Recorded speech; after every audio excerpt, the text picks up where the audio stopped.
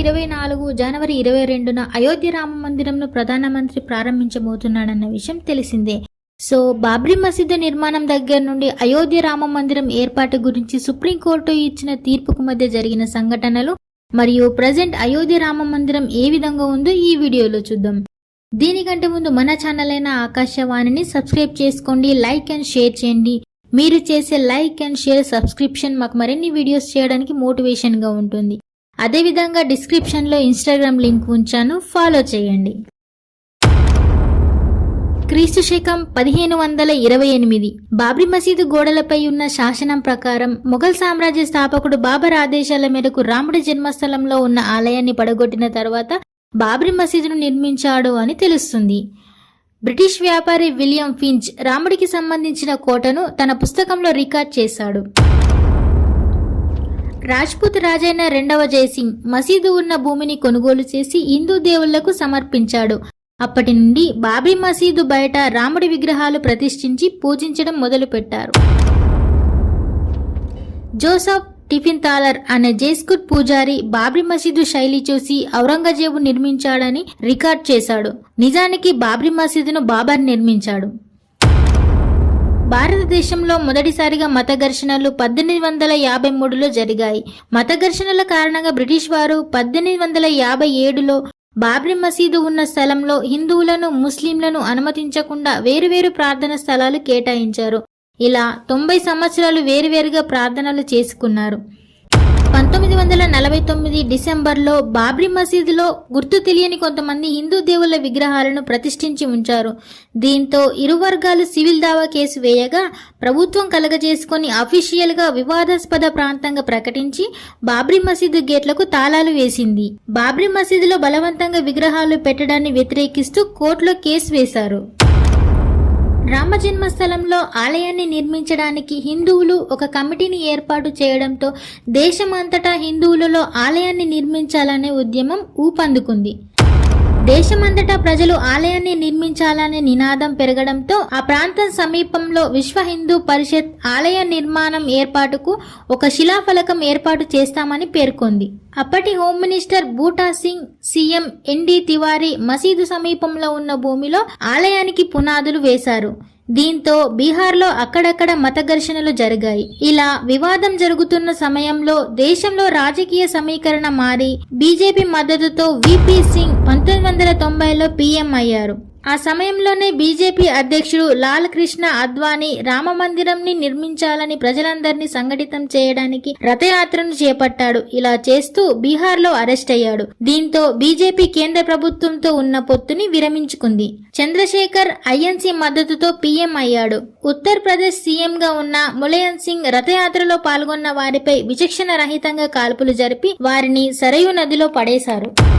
1991లో జరిగిన లోక్సభ ఎన్నికల్లో కేంద్రంలో ఐఎన్సీ అధికారంలోకి రాగా బీజేపీ ప్రతిపక్షంగా ఉండి మధ్యప్రదేశ్, రాజస్థాన్, హిమాచల్ ప్రదేశ్, యూపీ వంటి అనేక రాష్ట్రాల్లో అధికారంలోకి వచ్చింది.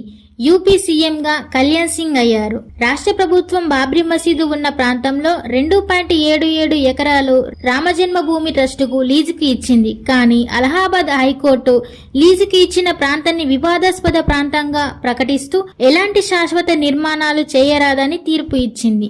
దేశంలో ఉద్యమం రోజురోజుకు పెరుగుతున్నా కేంద్ర ప్రభుత్వం ఇలాంటి సెంటిమెంట్స్ పట్టించుకోనప్పటికీ ఉత్తరప్రదేశ్ రాష్ట్ర సీఎం కళ్యాణ్ సింగ్ లీజుకు ఇచ్చిన ప్రాంతాన్ని చదును చేయించాడు. కోర్టు తీర్పును కొనసాగిస్తూ కేంద్ర ప్రభుత్వం కేంద్ర బలగాలను పంపాలని ప్రకటించగా రాష్ట్ర ప్రభుత్వం దీనిని వ్యతిరేకించింది. చదును చేసిన ప్రాంతంలో ఎవరి మీద కాల్పులు చేయమని సీఎం కళ్యాణ్ సింగ్ కరసేవకులకు హామీ ఇచ్చాడు. మాట ఇచ్చినట్టుగానే కరసేవకులు ఆ ప్రాంతంలో సమావేశం కల్పించాడు. వారు ఆలయ నిర్మాణ పనులు ప్రారంభిస్తామని ప్రకటించారు. కానీ ప్రధాని జోక్యంతో పనులు నిలిచిపోయాయి. హోంమంత్రి సమక్షంలో బాబ్రీ మసీదు యాక్షన్ కమిటీ, విశ్వ హిందూ పరిషత్ నేతల మధ్య చర్చలు జరిగి విఫలమయ్యాయి. ఇలా మరలా ఘర్షణలు మొదటికి వచ్చాయి. 1992 డిసెంబర్ 6న 20,000 మందికి పైగా కరసేవకులు బాబ్రీ మసీదుపై దాడి చేసి కూల్చేశారు. ఈ సంఘటన జరిగిన తర్వాత దేశం మొత్తం మతపరమైన గొడవలు జరిగాయి.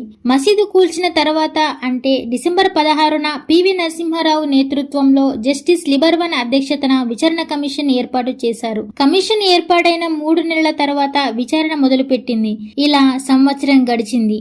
మసీదు కూల్చి సంవత్సరమైన సందర్భంగా విశ్వ హిందూ పరిషత్ ఆ స్థలంలో ఆలయాన్ని నిర్మిస్తామని మరలా ప్రకటించడంతో ఉద్రిక్తత పరిస్థితులు ఏర్పడ్డాయి.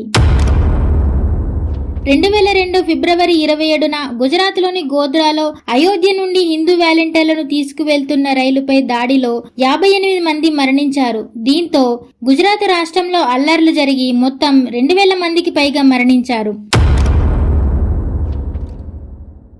అసలు ఆ స్థలంలో రాముడి గుడి ఉందో లేదో తెలుసుకోవడానికి సర్వే చేయాలని కోర్టు ఆదేశించింది. సర్వే అనంతరం గుడికి సంబంధించిన ఆధారాలు కోర్టుకు సమర్పించడంతో ఒక పక్క ముస్లిం సంఘాలు వివాదాస్పదం చేశాయి. బాబ్రీ మసీదు కూల్చివేసినందుకు ఆ దాడికి ప్రేరేపించిన రాజకీయ నేతలపై విచారణ జరపాలని కోర్టు తీర్పునిచ్చింది. లిబర్హాన్ కమిషన్ ఏర్పడ్డ 17 సంవత్సరాల తర్వాత అంటే 2009లో నివేదిక ఇచ్చింది. కానీ ఆ నివేదికను బహిర్గతం చేయలేదు. 2010 సెప్టెంబర్ 30న అయోధ్య వివాదానికి సంబంధించిన విషయంపై అలహాబాద్ కోర్టు తీర్పు ఇచ్చింది. అయోధ్య భూమిని 3 భాగాలుగా అంటే ఒక భాగం హిందూ మహాసభకు చెందిన రామ్లల్లాకు, ఇంకో భాగం ఉత్తరప్రదేశ్ సున్నీ సెంట్రల్ వక్ఫ్ బోర్డుకు, చివరగా మరో భాగం నిర్మోహి అఖారాకు కేటాయించింది. అలహాబాద్ హైకోర్టు ఇచ్చిన తీర్పును సవాలు చేస్తూ హిందూ మహాసభ మరియు సున్నీ సెంట్రల్ వక్ఫ్ బోర్డులు సుప్రీంకోర్టులో పిటిషన్ వేశాయి. వివాదాస్పదంగా ఉన్న ప్రాంతాన్ని 3 భాగాలుగా చేయాలన్న తీర్పుపై సుప్రీంకోర్టు స్టే ఇచ్చింది. సుప్రీంకోర్టు న్యాయమూర్తి రంజన్ గొగోయ్ నేతృత్వంలో 5 న్యాయమూర్తుల రాజ్యాంగ ధర్మాసనం అయోధ్య కేసుపై తుది విచారణ మొదలుపెట్టింది. 2019 నవంబర్ 9న సుప్రీంకోర్టు తుది తీర్పునిచ్చింది.